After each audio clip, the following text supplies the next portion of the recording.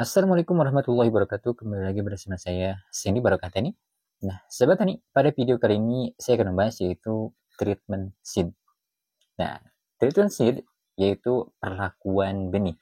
Nah, yang menjadi pertanyaan dari sahabat Tani semua, apakah perlakuan benih itu diperlukan atau tidak? Karena ada banyak juga petani yang saat membeli benih di toko pertanian, ya mereka langsung menaburnya saja tanpa melakukan treatment seed, perlakuan benih. Nah, salah satu tujuan kita melakukan treatment seed itu yaitu untuk mencegah benih tersebut agar tidak terkena patogen penyakit maupun hama.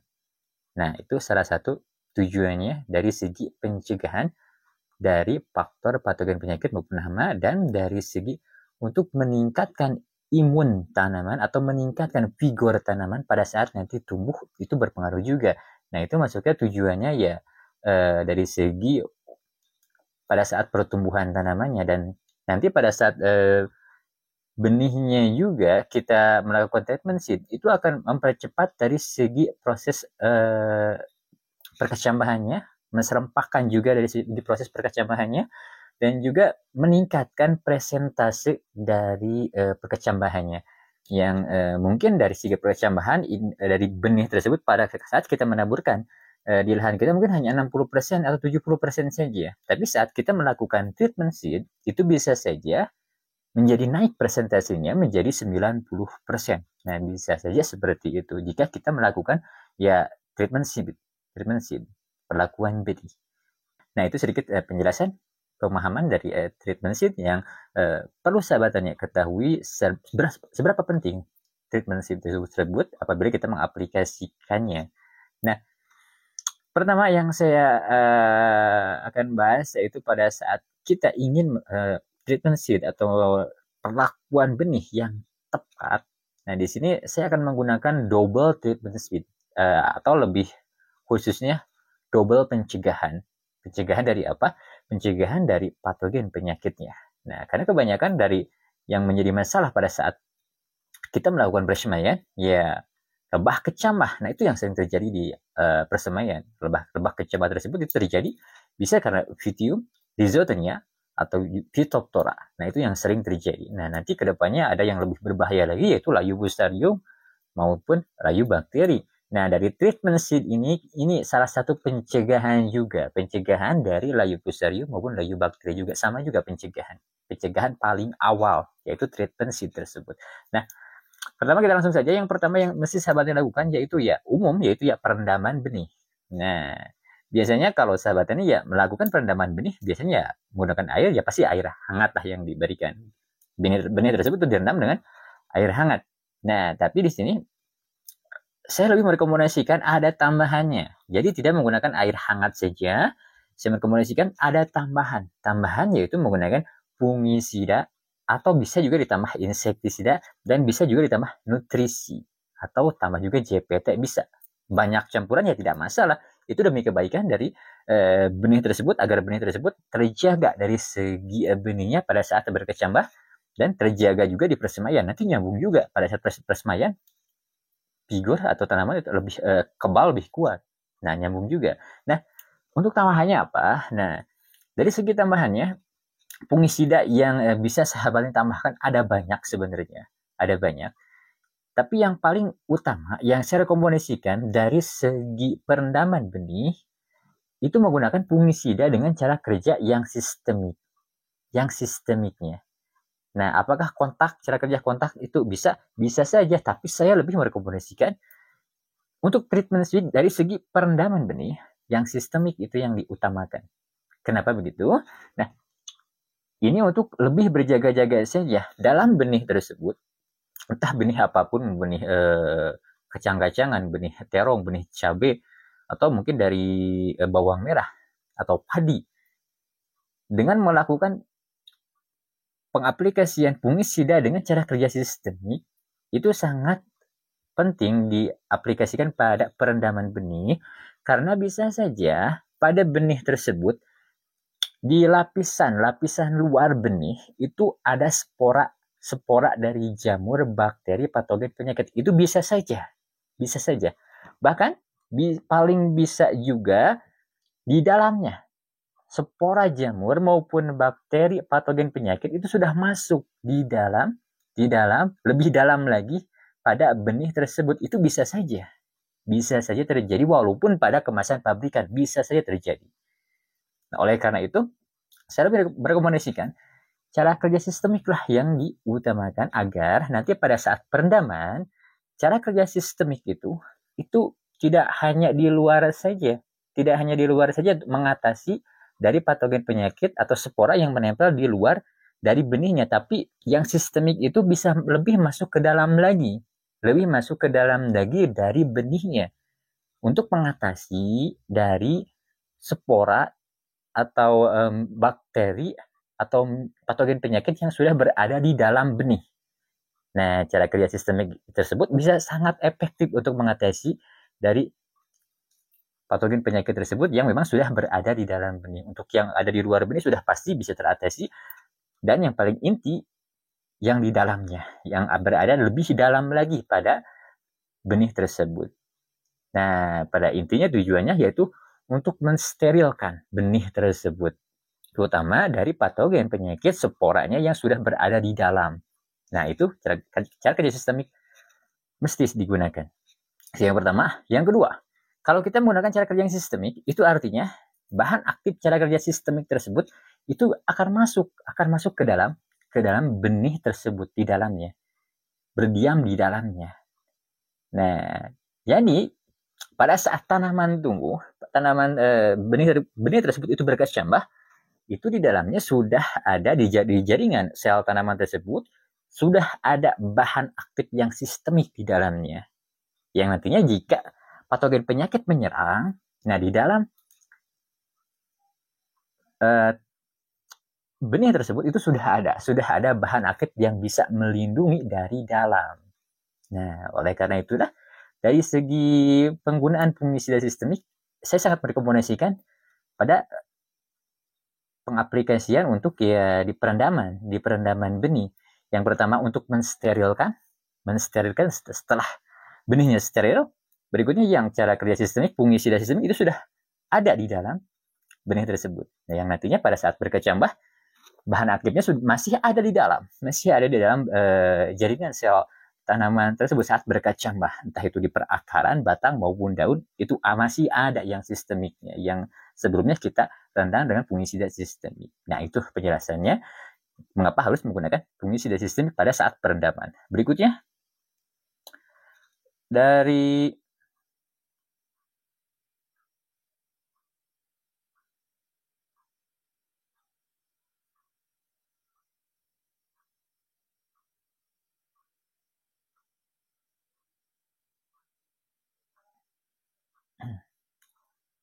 berikutnya, mungkin yang jadi pertanyaan, fungisida sistemik apa yang cocok yang digunakan untuk persemaian benih. Nah, setiap tanaman memang beda-beda, tapi hampir keseluruhan ini hampir sama. Yang pertama, bisa menggunakan bahan aktif metalixill. Nah, bahan aktif metalixill ada banyak, contohnya ya di Bestromil, ada juga mungkin Staromil dan Saromil. Nah, ada juga Saromil, Bestromil, dan yang lainnya banyak di toko pertanian atau merek dagang yang lainnya. Fungisida yang berbahan aktif metalixill ada banyak. Sahabatnya bisa mengecek di toko pertanian atau di Google, itu tinggal klik saja bahan aktif metalixill atau insektisida metalixill.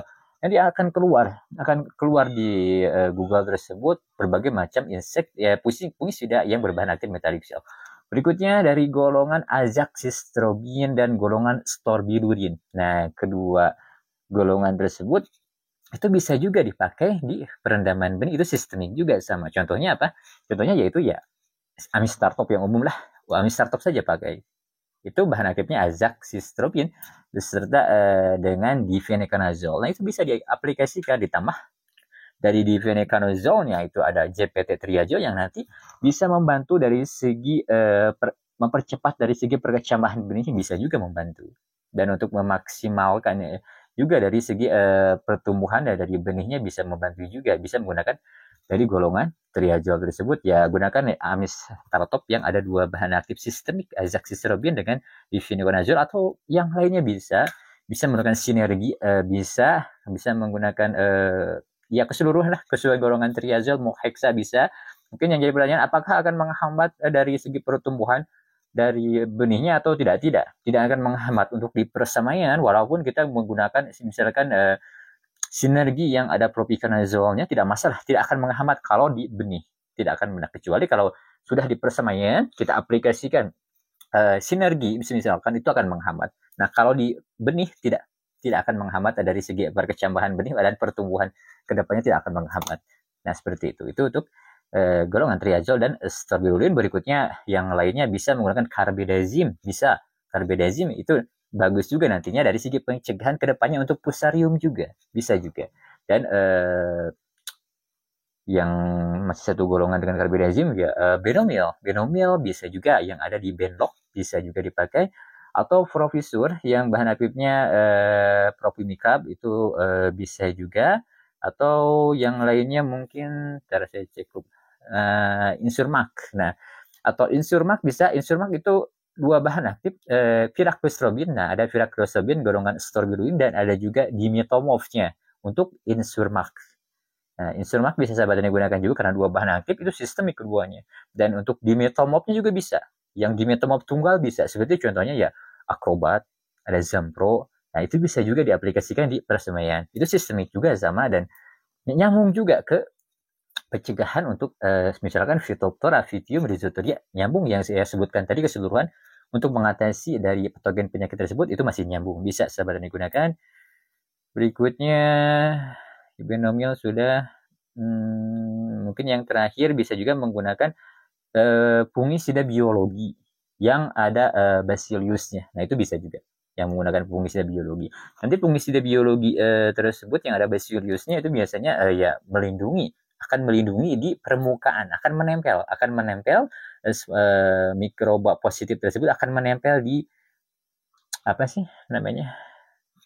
Jadi istilahnya permukaan dari benihnya lah, di permukaan dari benihnya akan menempel di sekelilingnya. Nah, bisa menggunakan Bacillus juga atau fungisida biologi ya sahabat, ini coba cek saja di sama Google atau toko pertanian, tanya saja fungisida biologi. Nah, seperti itu pencegahan untuk dari fungisida bisa menggunakan itu. Ini untuk keseluruhan tanaman, cabai, terong, tomat, semangka, timun, bisa sahabat tani melakukan perendaman seperti itu. Nah, untuk waktu perendamannya itu sesuai kekerasan dari benihnya. Ya, misalkan ya kalau untuk cabai, tomat, terong, timun, dan yang benihnya agak-agak kecil, tidak terlalu keras istilahnya. Nah, cukup sebenarnya 2 jam cukup, tapi untuk maksimalnya 5 jam. Nah, antara 2 jam sampai dengan 5 jam, dipilih saja. Mau 5 jam tidak masalah. 2 jam tidak masalah. Itu sudah cukup. Perendaman dengan air hangat sama fungisida itu sudah cukup dari waktunya. Kecuali yang agak-agak keras benihnya, yang agak-agak keras, ya mungkin 12 jam itu untuk yang memang agak-agak keras dari segi benihnya. Nah, untuk padi biasanya ya mungkin bisa 12 jam lah untuk padi, karena umumnya biasanya kebanyakan petani ya 12 jam atau 10 jaman lah untuk padi.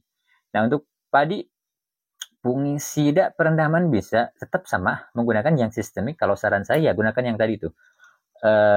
Bisa menggunakan filia yang ada tricyclasol dan propiconazole. Nah, filia bisa masuk dari segi perendaman untuk benih padi, atau yang sistemik lainnya yang nyambung yang biasa digunakan ya amistaratop. Amistaratop bisa, sinergi itu pun bisa untuk padi dari segi perendaman benih, dan yang lainnya misalkan metiltiafonat.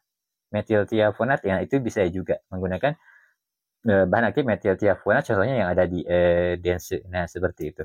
Saya menggunakan metiltiafonat juga. Nah, berikutnya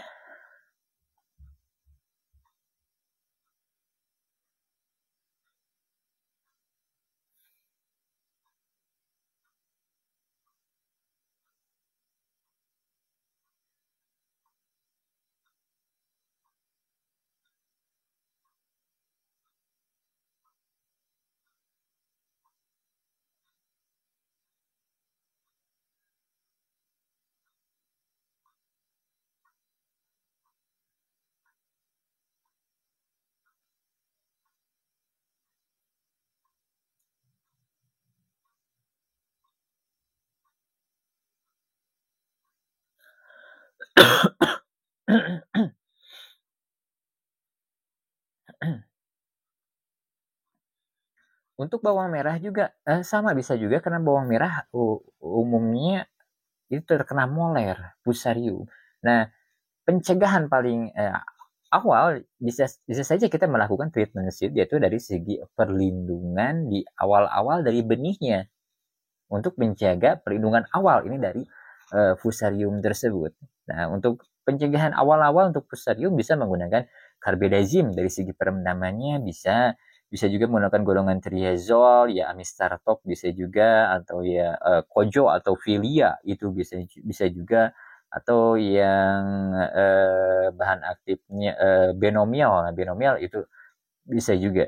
Nah, untuk sekali lagi untuk bawang merah bisa melakukan perendaman benih dan untuk menjaga dari benih tersebut dari kedepannya dari moler juga. Nanti bahan aktif tersebut yang sistemik tersebut ya akan masuk juga, akan masuk ke dalam jaringan sel tanaman tersebut. Atau yang agak bagusan mungkin bisa menggunakan Meripun dan Luna Smart itu bisa dari segi perendaman benih tersebut.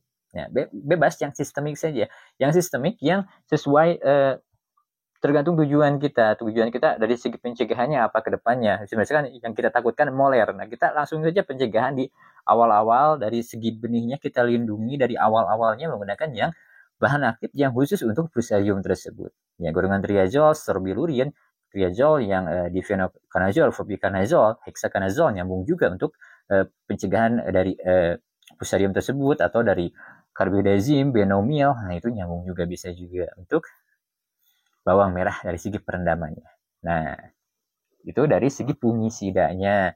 Berikutnya insektisida ini bisa masuk, bisa tidak, tapi kalau insektisida rata-rata nanti pada saat dikeringkan nanti saya bahas. Mungkin yang kedua setelah fungisida dicampurnya yaitu dengan nutrisi. Nah, untuk nutrisi juga bebas, nutrisi untuk dari segi perendaman. Dan nanti dosis mungkin yang tadi untuk fungisida ya sesuai dari kemasannya saja, paling minim kemasannya, dosisnya paling minim saja. Kita ambil contoh dosis yang misalkan di kemasan suatu bahan aktif insektisida ya 1 mili sampai 2 mili per liter, ya gunakan ya 1 mili saja, 1 mili saja, 1 mili per liter. Atau mungkin juga ada pertanyaan bagaimana kalau dari segi perendamannya saya hanya menggunakan 1 gelas saja, 1 gelas yang diisi air, nah itu kurang lebih 200 mili ya. Dosisnya berapa untuk fungisidanya? Nah, untuk fungisidanya ya dikira-kira saja lah, kira-kira aja ya mau 1 mili tidak masalah. 1 mili walaupun tidak 1 liter, hanya 1 gelas 200 mili, kasih 1 mili tidak masalah. Untuk amistarotop misalkan menggunakan amistarotop ya tidak masalah, pakai amistarotop. Atau menggunakan yang lainnya yang bentuk serbuk, jadi kira-kira saja 1 gram atau 2 graman tidak masalah. Tidak masalah.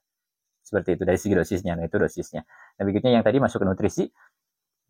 Untuk nutrisi yang digunakan bisa menggunakan sebenarnya pupuk organik cair. Nah, yang umum digunakan kalau ya rekomendasi saya pupuk organik cair saja. Pupuk organik cair yaitu sudah lengkap dari segi unsur haranya ada, JPT-nya ada. Nah, karena dari segi nutrisi itu berpengaruh juga dari segi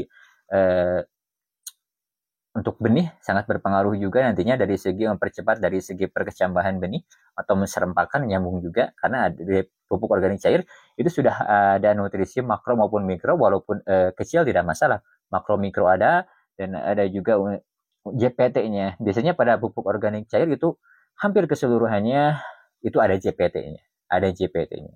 Nah, jadi nyambung juga dan ada juga biasanya asam amino ada juga asam aminonya, asam amino JPT. Nutrisi makro mikro komplit biasanya untuk pupuk organik cair. Contohnya apa ya, bisa menggunakan Jimmy Hantu ya, ada yang umum lah, yang umum di tempat sahabat tani adanya apa pakai saja pupuk organik cair bebas. Dan untuk yang pupuk nutrisi yang lainnya yaitu menggunakan unsur hara mikro. Nah, gunakan mikro seperti Vitoplex. Nah, itu bisa menggunakan Vitoplex juga. Nah, untuk Vitoplex atau yang sejenisnya lah ya sama, atau Grenzapa itu masih bisa juga pakai Grenzapa loh. Grenzapa ada unsur hara makro, magnesium dan mikronya juga, itu bisa digunakan sebagai perendaman benih, bisa nyambung juga, nanti akan baik juga dari segi untuk perkecambahan, untuk menserempakkan benihnya, untuk memaksimalkan dari segi perkecambahan benih nyambung juga. Untuk figur tanamannya, nanti figur tanamannya akan jauh lebih baik lagi. pada saat perkecambahan tumbuh di persemaian akan lebih bagus lagi, bisa seperti itu. Dan pupuk yang lainnya saya ada beberapa saran mungkin. Pertama untuk bukan kacang, cabai, tomat, terong, timun, dan melon. Nah itu, atau yang lainnya yang benihnya tidak terlalu keras juga, saya merekomendasikan bisa tambah KNO. Nah itu.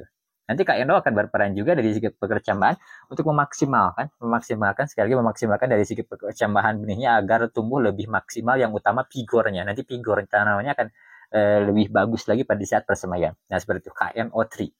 Dosisnya berapa untuk KNO3? Misalkan untuk cabai. Nah untuk cabai ya secukup, tidak usah terlalu banyak. Kalau misalkan dosisnya untuk 5 liter air, misalkan 5 liter air ya 1 sendok saya cukup. 1 sendok atau yang mau 2 sendok tidak masalah. Lalu bagaimana kalau misalkan 1 gelas saja yang 200 ml, ya kita kira-kira saja mungkin 2 gram, 3 gram, 5 gram tidak masalah. 2 gram, 3 gram, 3 gram mana tidak masalah, sedikit saja, dikira-kira saja. Kalau menggunakan KNO3, nanti campur lagi dengan tadi pupuk organik cair, nah bisa. Nah seperti itu, campur lagi dengan fungisida bisa juga, nanti disatukan. Dan yang terakhir bisa tambah JPT juga. JPT-nya apa? Bisa menggunakan JPT dan misalkan JPT gibberellin bisa, atau atonik. Nah, umum saja gibberellin atau atoniknya itu bisa saja. Tapi kalau tidak menggunakan tidak masalah, karena pada pupuk organik cair itu sudah ada JPT-nya. Nah, tapi kalau misalkan mau ditambahkan bisa dengan atonik saja. Nah, karena JPT atonik beda lagi. Kalau pada pupuk organik cair biasa JPT-nya ya gibberellin, auxin, cytokinin. Biasanya itu kalau pada pupuk organik cair. Nah, bisa ditambahkan atonik juga ditambahkan dari segi perendaman benih tersebut. Nah, seperti itu untuk perendaman benihnya. Nah, itu tadi untuk, saya lupa untuk padi ya, untuk cabai menggunakan KNO3 ya. Nah, cabai, tomat, terong dan lain-lain bisa menggunakan KNO3. Dan untuk kacang-kacangan. Nah, untuk kacang-kacangan saya merekomendasikannya itu menggunakan magnesium sulfat atau zinc atau ZnSO4, zinc sulfat. Nah, magnesium sulfat atau zinc sulfat. Nah, itu dua itu. Dari segi dosis sama saja. Yang tadi kalau tadi kan KNO3 itu untuk misalkan cabai, terong, timun, tomat. Nah, ini untuk kacang-kacangannya saya lebih merekomendasikan magnesium atau ZnSO4, yaitu zinc sulfat, bisa menggunakan itu untuk kacang-kacangan. Dosis ya secukupnya saja, tergantung. Kalau misalkan 5 liter, kalau sudah dalam 5 liter air, itu gunakan 1 sendok atau 2 sendok dari magnesium sulfat atau ZnSO4. Ya, kalau rekomendasi dari saya ya 1 sendok saja untuk 5 liter air. Nah, berikutnya dari kacang-kacangan sudah. Padi. Nah, untuk kalau padi, saya lebih rekomendasikan pakai KCL. Nah, ini untuk padi, pakai KCL. Untuk KCL dosisnya berapa? Nah, KCL dosisnya yaitu sekitar 5 liter air, itu gunakan 1 sendok atau 2 sendok. Nah, untuk 5 liter air, kalau rekomendasi dari saya gunakan 2 sendok. 2 sendok KCL untuk 5 liter air. Itu untuk padi ya, padi. Nah, dan bisa dicampur yang tadi POC bisa masuk, dan JPT atonik bisa masuk juga, dan fungisida. Untuk perendaman padi, fungisida yang tadi saya bahas juga ya bisa menggunakan ya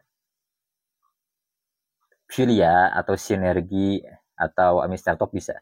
Nah, seperti itu. Berikutnya untuk bawang merah, untuk nutrisinya itu bisa ditambahkan KNO3 tapi ditambah magnesium sulfat. Nah, untuk misalkan ingin direndam. Nah, karena untuk bawang merah ada yang tidak direndam tapi ditabur saja dengan fungisida, ada juga yang direndam dulu. Nah, kalau pengen direndam, saya sarankan ya untuk fungisidanya, pencegahan yang tadi saya rekomendasikan ya bisa menggunakan misalkan dari carbendazim atau Benlok bisa, atau Amistartop bisa untuk bawang merah dari segi pencegahan awal nanti kedepannya dari segi pencegahan untuk moler. Nah, itu bisa menggunakan fungisida yang khusus untuk fusarium tersebut. Dan untuk nutrisi tadi saya sarankan bisa menggunakan KNO3 tapi ditambah magnesium sulfat. Dosisnya 1 sendok sama untuk 5 liter air. Kalau 10 liter air Ya bisa menggunakan misalkan 2 sendok dari KNO3 dan 2 sendok dari magnesium sulfat. Dan nutrisi yang lainnya POC bisa dipakai bisa tidak, silakan saja. Untuk sama keseluruhannya juga, misalkan yang tadi cabai pakai KNO saja, KNO3 tidak masalah, tidak menggunakan POC juga. Atau sebaliknya, menggunakan POC tidak menggunakan KNO3 bisa, tidak masalah, silakan saja. Jadi menyesuaikan saja. Tapi kalau mau dicampurkan, misalkan KNO3 ya untuk cabai tadi KNO3 tambah lagi dengan POC tambah JPT ya lebih bagus lagi, tidak masalah. Tapi sedikit-sedikit saja untuk cabai karena biasanya dia direndamnya airnya sedikit. Jadi penggunaan dari KNO3 ya sedikit, dari JPT-nya sedikit juga, tidak banyak. Dari berikutnya dari tadi kayak POC kurang dicari sedikit juga, tidak banyak. Dan untuk bawang merah tadi balik lagi ke bawang merah. Nah untuk bawang merah sama juga dari segi fungisidanya yang tadi carbendazim bisa, golongan triazol, strobilurin, amistatop ya bisa juga dicampurkan. Dari segi perendamannya berikutnya dimasukkan KNO3, magnesium sulfat, mau pakai POC bisa, mau tidak masalah, dan JPT bisa tetap pakai JPT atonik atau JPT gibberin bisa juga, tergantung dari petani bawang merah tersebut maunya apa atau ketersediaan di toko pertaniannya adanya apa, bisa seperti itu, menyesuaikan saja. Nah itu keseluruhannya dari perendaman benih ya sudah saya bahas keseluruhannya. Untuk ini dari awal, pertama perendaman benih. Nah berikutnya setelah perendaman benih, benihnya kita keringkan. Benihnya kita keringkan terlebih dahulu. Nah kalau kita tidak keringkan nanti saat penaburan susah, lengket di tangan. Nah kita keringkan terlebih dahulu benihnya. Nah setelah benih itu kering, berikutnya sahabat ini ada dua pilihan. Bisa langsung ditabur di lahannya, atau pilihan kedua, nah ini treatment double yang saya sebutkan. Kita double lagi, tambah fungisida. Nah, bagaimana kita tabur? Nah, setelah tadi di awal kita merendam dengan fungisida sistemik yang nantinya bisa masuk ke dalam benih tersebut untuk melindungi benih tersebut, itu sudah ada di dalamnya, yaitu fungisida sistemik. Nah, berikutnya yang kedua, setelah dikeringkan, perendaman lalu dikeringkan, nah kita bisa tabur lagi dari misalkan benih cabai sudah dikeringkan, kita tabur lagi, bisa menabur. Nah yang ditabur itu fungisida dengan cara kerja kontaknya, yang nantinya cara kerja kontak tersebut itu akan melindungi benih tersebut ya di luar permukaannya. Contohnya apa? Ya ada banyak. Bisa menabur misalkan benih tersebut ditabur dengan bahan aktif mancozeb bisa, tembaga bisa juga, tidak masalah. Berikutnya zineb. Nah itu zineb bisa juga yang ada senyawa zinknya, karena senyawa zink untuk perkecambahan benih itu baik juga.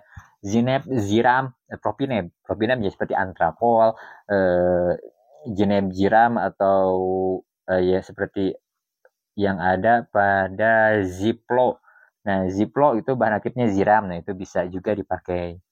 Atau yang lainnya bebas, tergantung dari sahabat tani semua. Yang penting WP lah, dari formulisnya WP, jangan WG. Kalau WG itu agak granul, susah menempel di benihnya. Tapi untuk WP itu serbuk, agak serbuk, ya serbuk istilahnya. Jadi nanti bisa menempel di benihnya. Pada saat kita taburkan, kita campurkan benihnya, itu bisa sahabat tani lakukan. Sekali lagi dicampur dengan fungisida yang cara kerja kontak. Tapi misalkan mau di campur dengan yang sistemik tidak masalah, sistemik tapi yang tipungnya. Seperti contohnya benzstromil yang bahan aktif metaliksir itu rata-rata tepung. Atau simoxanil fungisida simoxil itu tepung juga. Itu yang sistemik bisa. Atau bisa juga menggunakan carbendazim yang tepungnya bisa juga. Atau SAP dua bahan aktif mancozeb dan carbendazim itu bisa juga. Itu lebih bagus, dua bahan aktif. Berikutnya ada kurzate mancozeb berserta dengan simoxanil. Nah itu bisa juga. Nah tergantung dari sahabat tani semua. Bisa dicampur dengan kontak pada saat benihnya sudah dikeringkan. Bisa dicampur dengan yang sistemik. Bisa juga dicampur dengan kontak sistemik. Dicampur bisa seperti itu. Nah itu tergantung dari sahabat tani semua. Mau setelah perendaman dikeringkan mau langsung ditabur bisa. Tapi mau menguatkan dari benihnya agar memang benar-benar aman, bisa sahabat tani tabur lagi menggunakan fungisida kontak maupun sistemik. Nah seperti itu. Berikutnya ada tambahan yaitu insektisida kalau di sini. Nah, insektisida tabur juga insektisida yang istilahnya serbuk juga. Yang serbuk juga. Contohnya apa? Misalkan ya Marsal. Nah, Marsal biasanya ya ada khusus kemasan kecil yang memang khusus untuk benih, bisa dicampur itu Marsal, atau yang lainnya misalkan apa ya? Yang lainnya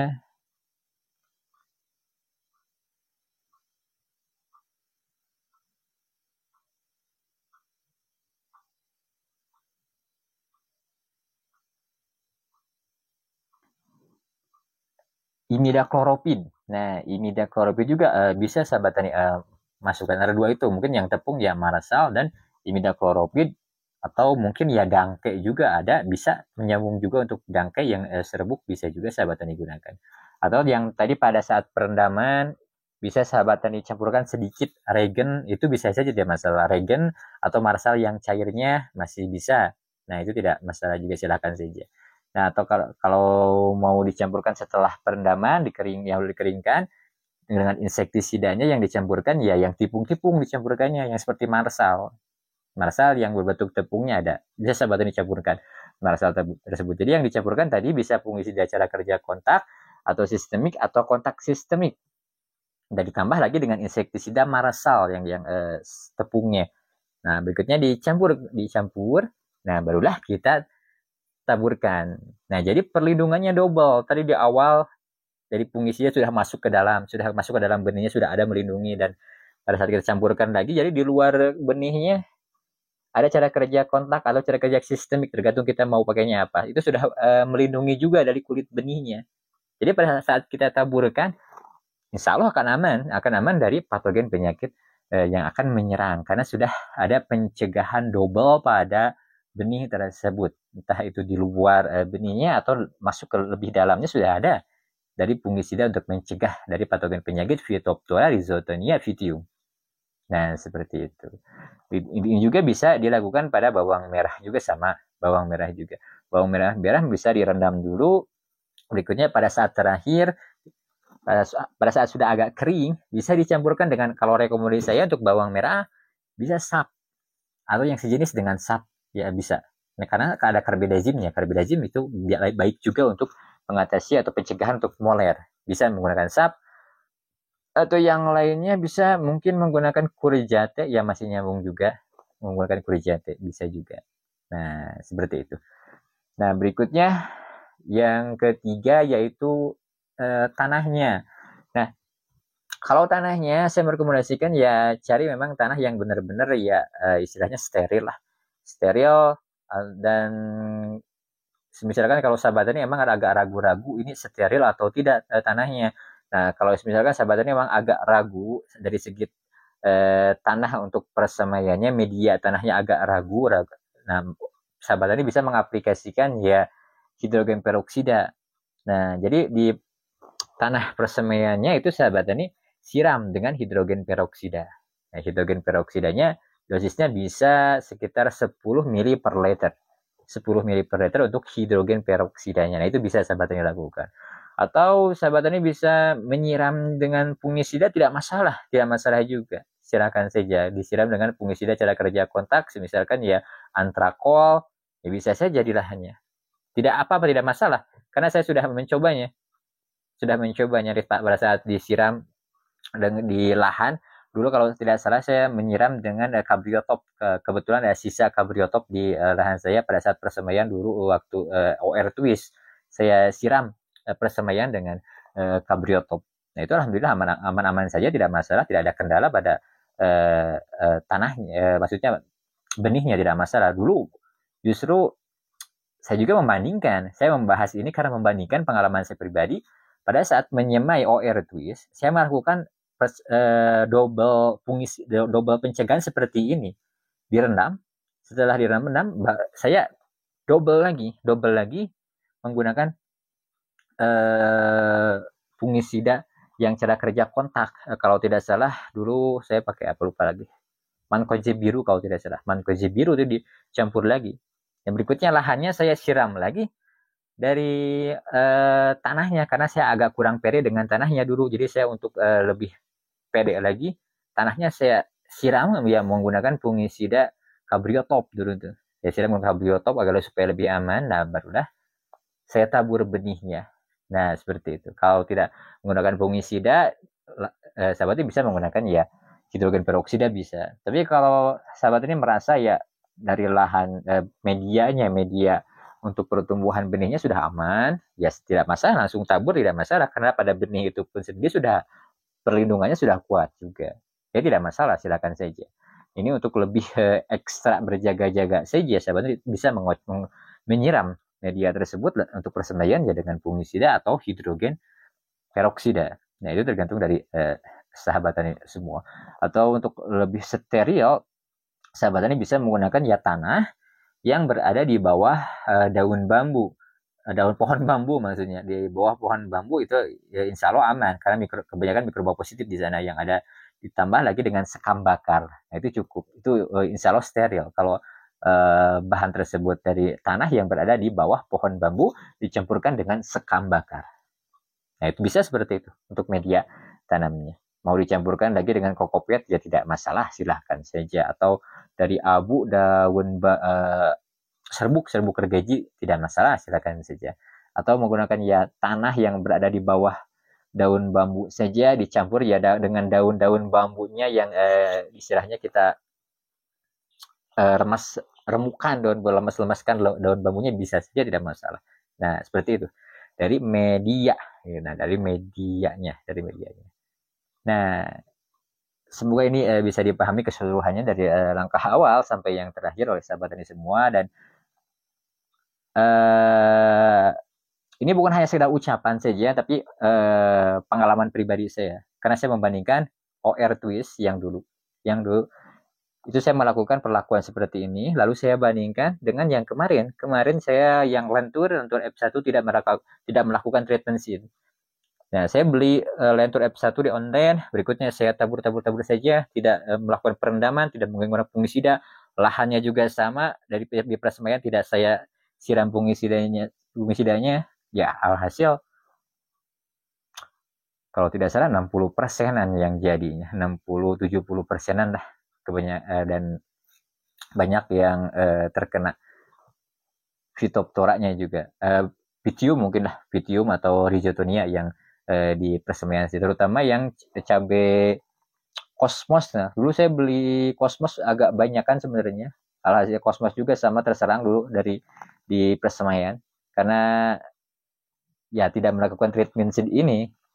Kalau dulu saya melakukan treatment seed aman-aman saja, tidak masalah. Nah pas kemarin saya mencoba tidak melakukan treatment seed, ya alhasil ya bermasalah. Nah itulah pentingnya suatu pengalaman dari pengalaman tersebut ya kita bisa mempelajarinya, dan dari yang saya pelajari ya saya bagikan juga, semoga menjadi ilmu juga dan bermanfaat bagi sahabat ini semua. Dan saya juga yakin akan ada perbedaan yang melakukan treatment seed dan yang tidak.